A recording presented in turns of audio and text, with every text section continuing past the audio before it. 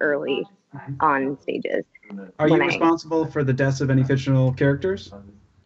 I'm responsible for the death of, I think, only one person, but he was a villain, so I was a hero. Oh, okay. So then that's great. Yeah. Yeah, I definitely want to hear the murder story. Yeah. Could you tell us the murder story? Yeah. So he was my husband, and I was.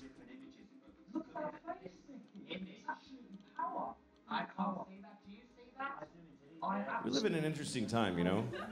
Because you can be on an airplane, you're like one of 200 passengers, you're on a flight, 30,000 feet in the air, in the middle of the flight. If you just decide to do this, you're sitting in your seat, and you just start going like this, you go, "Mwah! Mwah! Mwah!" If you do that and don't stop doing it, they will land the plane.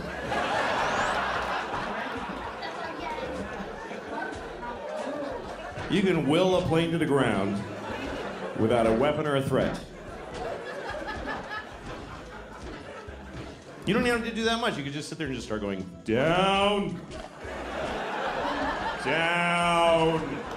Seriously, if you were on a plane and you just didn't stop saying down, down, down. Sir, is there a problem? Down, down. Fighter jets will appear. I mean, you'll go into the nearest airport. And then I guess you're in trouble, but well, they can't put you like in prison because you said down several times. They'd like bother you. Why'd you do it? Are you a terrorist? Why'd you do it? I just didn't want to be up anymore. Just didn't like it. I mean, I just said the word of the where I wanted to be. You didn't have to do it. It's just a suggestion. Jesus Christ. I was on a plane once and there was 2 babies on the plane. And other people. It wasn't just me and 2 babies. That would be weird. You get on a plane, there's just 2 babies.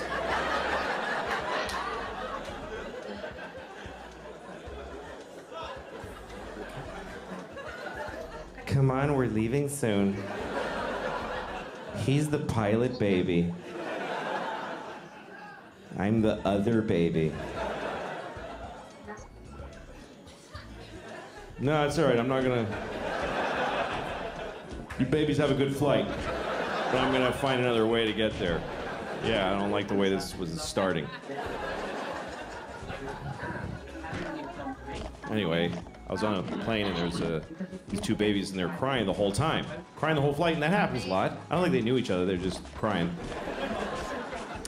I've seen this on so many flights, I started to wonder, is there a reason for this? Is there like an actual reason why babies... So I looked it up. Turns out there's an actual reason why babies cry on airplanes, and it's because they're upset that gay people are getting married. Yeah. They're like really upset. Like inconsolably upset. Honey, it's the country's changing.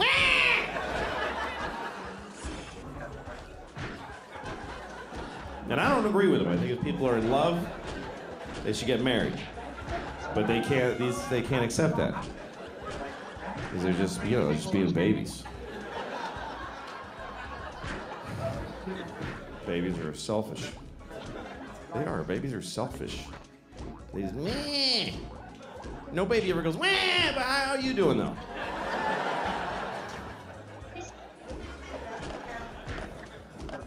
I have 2 daughters, and both of them at one time were babies, and I held them and they cried on planes. It's happened to me. I've had a baby on a plane. If you're ever, this is how selfish people are. When you're on a plane and you hear a baby crying, you think that's happening to you. You're like, oh, this is gonna ruin my flight. It's gonna ruin it. Well, look at the parent, because that person is holding a crying baby on a plane, which means they've been traveling with a baby all day, which means they have a baby. Okay? So their life isn't even good. They don't like anything. Their whole life was, ugh, Jesus. If there's any joy for them, it's that this is now bothering other people. Yeah, you listen to this shit now. Wah!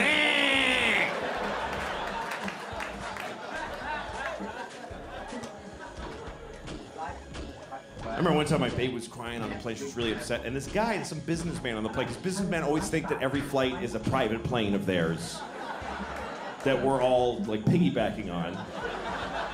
And this guy has this fucking newspaper, and he turns around to look at me and my baby, and he looks right at me. He doesn't kind of like go like this. He looks at me like, Like, could ya? Like, oh, I'm sorry, is this bothering you? Let me just...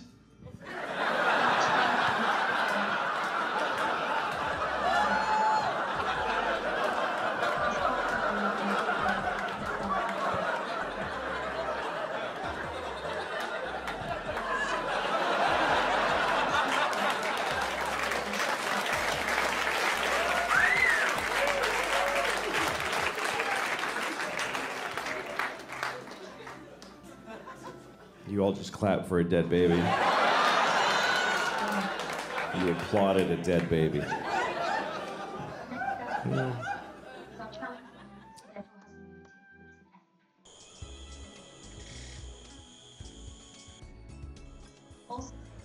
I've been thinking about my memories because I have kids now. And my kids are at an age where I remember being their age. I remember being a 6-year-old. I remember being a 9-year-old. And that's a big threshold that my kids have crossed, is that I remember being their age. Because when you're raising kids, you're not raising the kid in front of you, you're raising the grown-up that they're gonna be later. And I was a kid once. When they were babies, I didn't really relate to them because they're babies. A baby is not gonna remember shit that is happening to it. If you have a baby, keep it alive and enjoy yourself. But really, the baby it's not gonna matter. A baby is not accumulating anything. It's like an Etch-a-Sketch that you shake every day. It doesn't matter. You go up to your baby, you can go up to your baby's face every day and you fuck you baby, like right there every day, wouldn't matter. Hey baby, dad, yeah, baby, dad. You do that every day, wouldn't matter. I mean, they'll grow up with a general sadness inside, but they won't actually remember. Why? And memories are weird because memories get distorted by who you are now and who you were when you experienced them. Like I remember when I first started doing stand-up, I was living in Boston, and there was one club that was owned by a gay guy. And my memory is that guy was always trying to fuck me. That's my memory. I've carried it for 20 years. There was a gay guy who tried to fuck me all the time. And recently I caught up with an old friend of mine from those days who I hadn't seen in years. And we started talking about different people, and he brought him up. And I said, that guy always used to try to fuck me. And he goes, he did? And I was like, yeah. And he goes, really? Did he like take you to his house or something and really try to physically? No, it's just that he, you know what I mean? He tried to fuck me all the time. He's like, well, did he say that he pushed you and, you know, say stuff all the time and make you uncomfortable? No, it just was... And as we went through it, finally the truth that came out was the whole story really was there once was a gay man. That's it. That's really what happened. He was gay, I was 19, and now he tried to fuck me all the time. Like I went through life with that. But I'm trying to remember, what is my first memory? Like how far did my memories go? And I remember my first memory, I was 4 years old. And I was standing in front of my parents' house, and I was shitting in my pants. I was just shitting a massive, terribly painful shit. And I was halfway through the shit. That's my first memory, is being halfway. The first half of the shit, I don't remember it. That's still in the ether of infancy. The center of this shit was so wide that I actually came online as a result of the anal pain that I was experiencing. It actually awakened me into the stream of consciousness I'm now living. That's how my life started. That's who I am.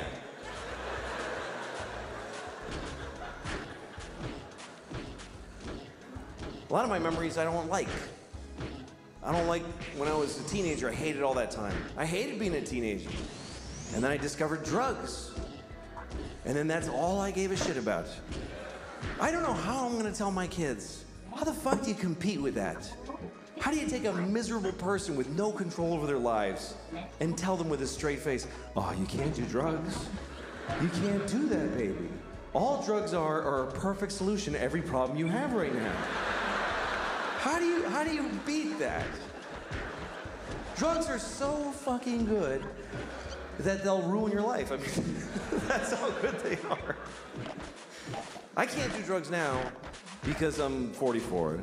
And I can't hook it up. I can't make that happen. If you're 44 and you want to get high, you got to hurt your back. That's pretty much the only option you have. Hurt your back, get some Percocet, and then you go, I'm gonna get a babysitter and take 3 at a diner. Like, just sad. I'm a little drowsy. Woo!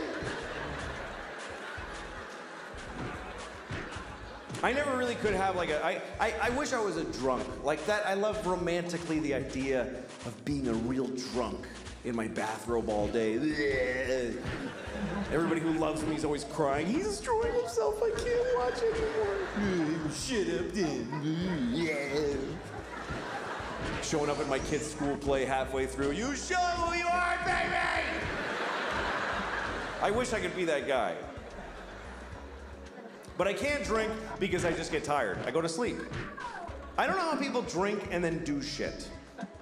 Like when I see movies or TV shows where there's people in an office having a power meeting and they're clink, clink, they're making a drink in the daylight with a tie on. Well, Senator, hope you play ball with us in this construction deal, you know what I'm saying?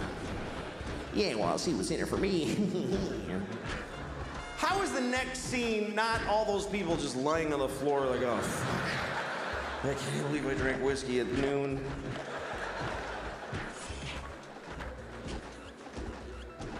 I can't smoke pot, because it's the same thing, I'm too old for it. Sometimes young people come up to me after shows, hey, do you want to smoke some pot? I'm like, can I get my portion to smoke without you alone later? Because I don't want to stand in a parking lot with some 20-year-olds. Last time I got high, I was in Kansas City, and I got high because I was in Kansas City, and it's shitty. So after the show, so these kids that worked at the club, they're like, you want to smoke some pot? I'm like, yes. So I'm standing in a parking lot with these kids, like 20 years old, and we're smoking a joint. And I'm taking huge hits, because I had no idea.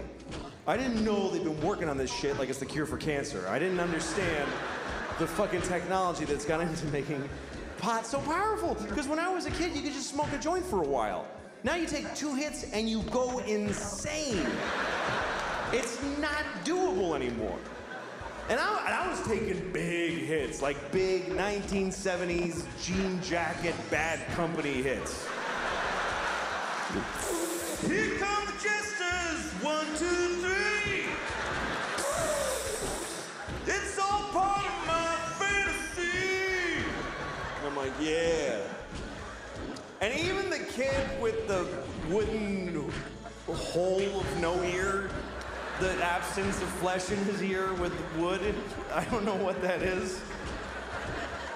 Even he was like, "That you should be careful, that's a lot of pot. That's very strong marijuana." Yeah, I'm fine. Running with the devil! Just fucking, and in about 10 seconds, everything just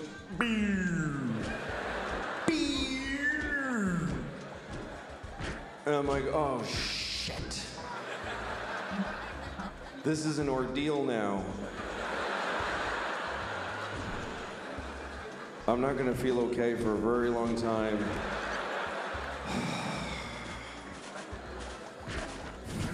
And everybody's just standing around and talking, and I'm hoping, like I'm really hoping, that I look like this.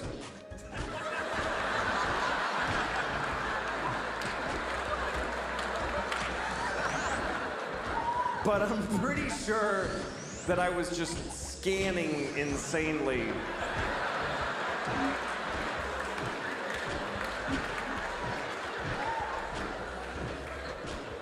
I was actually counting, like, look at her for 5, 4, 3, 2, 1. Switch to him. 5, 4, 3, 2. Randomize. Don't go in the same direction. 5, 4, 3. Nod your head. That looks like you're listening if you nod your head. Ha ha ha. And at one point I realized I need to get out of here because the air is hitting my arm weirdly and they can tell. They totally know that I'm not handling the way air is touching my arm right now. Why am I doing that with my hand? That's weird to do that with your hand. Nobody stands like this. Nobody stands like this. Just fucking, no, that's weird too. That's crazy. Just, shit. I gotta go. But I didn't know how to leave because I had this dilemma. We're all standing in a perfect circle facing each other. And I thought it's gonna be insane if I just turn I'm one person with my back now.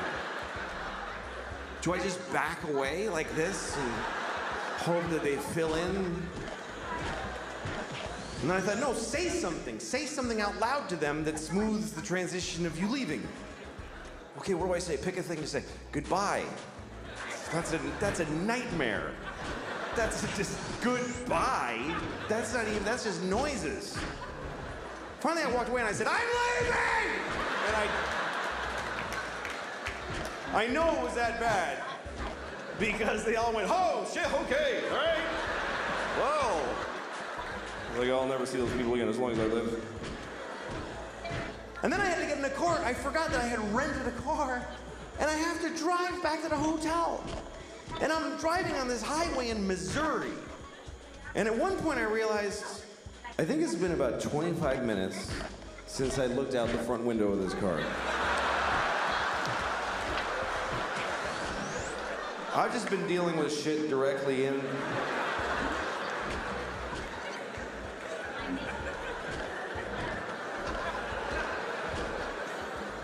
Oh, shit. There's a whole spectrum of responsibility out here. I'm supposed to take part in this. And then at one point, I remember I was at a drive-thru and I was terrified because there's a lady sticking her head out a window and she's mad. She's going, sir, sir. And I just kept saying, I don't know. I had the window closed. I had no fucking idea. What part of the transaction am I? Did I pay yet? Have I ordered? Have I been sitting here for 40 minutes just eating at the window and I ate the paper and everything? Sir! And I just went, I don't want it! And I just fucking bolted.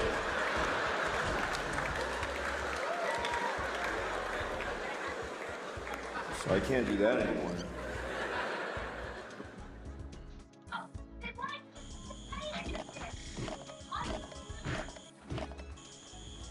I was thinking the other day, what if there was a baby who was born, and there's been a lot of fucked up babies. There's all kinds of babies born. There's been babies with, connected at the face to a dog or whatever. There's been babies with 3 legs, with hands on them. There's been Chinese babies. That's the worst thing I ever said. I think I just finally said the worst thing I have ever said. That was totally unredeeming and horrible. And it feels good. It feels good to have found the bottom. It's a comfort in knowing that I just said the worst thing I'll ever say in the rest of my life. It's good. All right.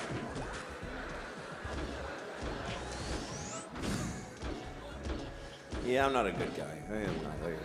I wish I was a good guy. I like the idea of being a good guy.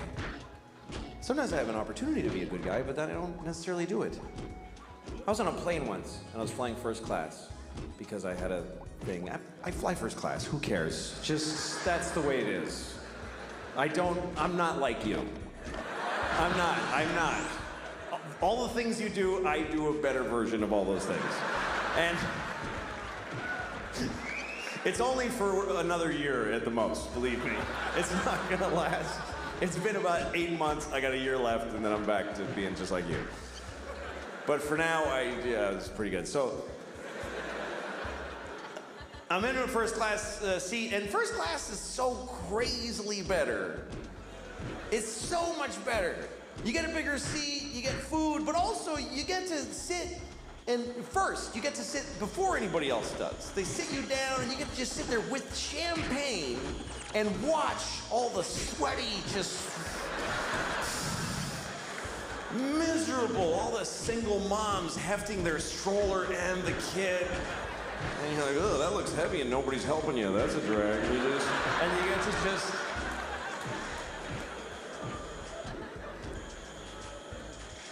Anyway, so I was on a plane, I'm first class, and a soldier gets on a plane. I see soldiers. You want to create a stunning website? I've already done it with Wix. Let me show you how it's done. I mean, I'm gonna need to put these, I can't see without them. Just go to Wix.com. There are loads of absurdly gorgeous templates to choose from. Guys, this could take a while. First things first, I can change the text. Okay, now for my favorite part. Right here, you can do whatever you want. No rules. I'm just gonna come out and say it. I look amazing here. I mean, I'm scrolling. There's no end. It's me all the way down. And you can see my Instagram feed on here. Look, someone had to save the day, guys. Pictures are nice, but you can show even more with the video. And if you've got a whole lot of videos, you can do this, you can move that, or even this. Check it out, guys. I don't think that looks half bad. You know what? It does all start with a stunning website. Go to Wix.com to create your stunning website today.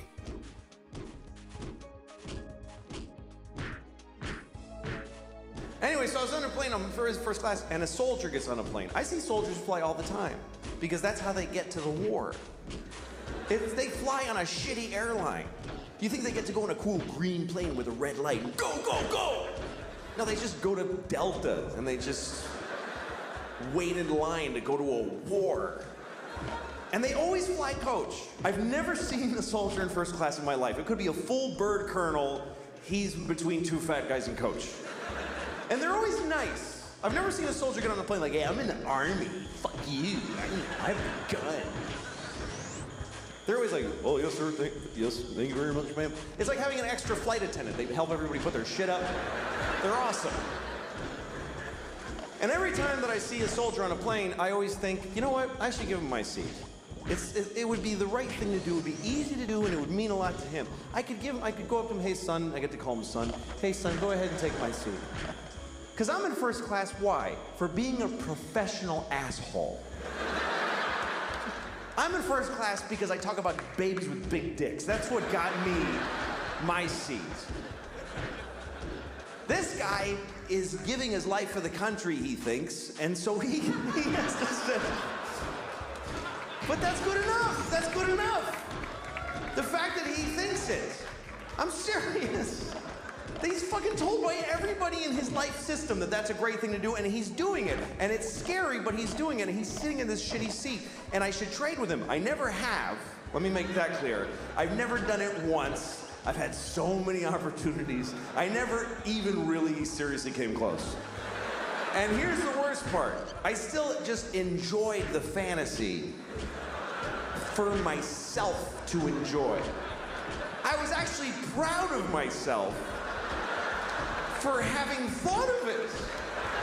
I was proud. Oh, I am such a sweet man. That is so nice of me to think of doing that and then totally never do it. At least you should be good just to the people, just turn a good face to the people that you see in life. I don't do that either. Because when I get in the elevator in my building, that's my first contact with human beings always, after being home and just being disgusting for hours. Then I come out in the elevator, and there's always a guy in my elevator who's nice, and I hate it. I get really upset when people say nice things to me. That's not a good impulse. I get in the elevator, and there's always this one guy who he sticks his face right in the front of his fucking head, and like he just floats it out there like a big balloon, you know? Hey, how's it going? I get upset, I get cagey, I get this weird impulse that I want to come on his face. I don't know why that's the thing, but that's what I think about, is that I wish I could just secrete cum without the sexual workup, like, as a defense, you know, like a squid or a skunk. Not sexually, I mean aggressively. Hi. Jesus, man. You just came in my eye. I just want to go downstairs. I don't want to talk.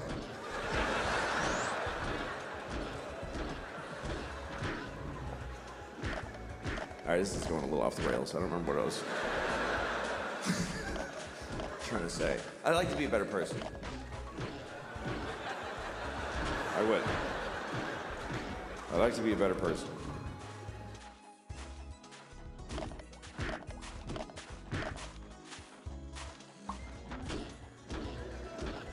There's one kid in my daughter's class who I hate so much. And it's really fucked up because I'm 44 and I hate a 6-year-old. I mean, I hate him with a grown-up, preoccupying hate. I've thought about him 3 times since I came out here. That's how much I really hate this kid.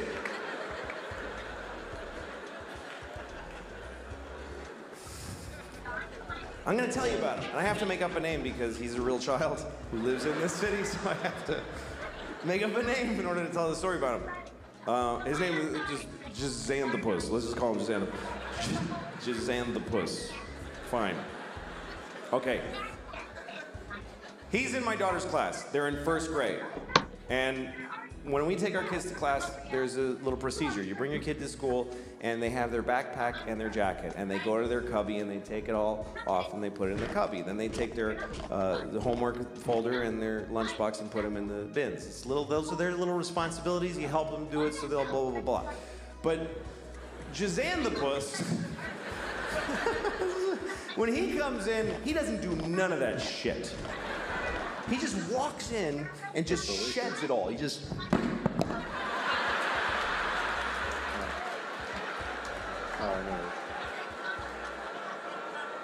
And his mom, his weak piece of shit mom, picks it all up. I hate his mother.